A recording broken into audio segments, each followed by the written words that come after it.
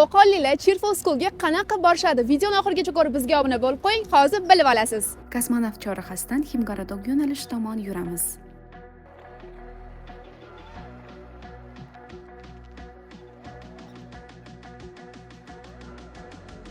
Baqachor suvdan yengil o'tib ketamiz.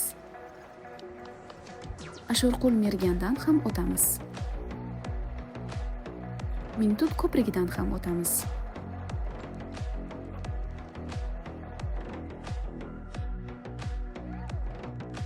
Ximgaradok chorrahasiga yetib kelib, chapga Spirt zavodi ko'chasiga burilib olamiz.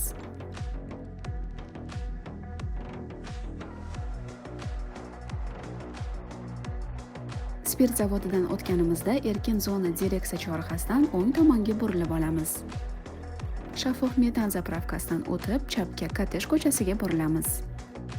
Shaffof metan zapravkadan o'tganingizdan keyin birinchi Kottej ko'cha keladi. Xuddi shu ko'chadan biz 200 metr ichkari yurishimiz kerak. Ko'chani boshida bo'lsa, maktabimizda o'zini belgilari ham mavjud.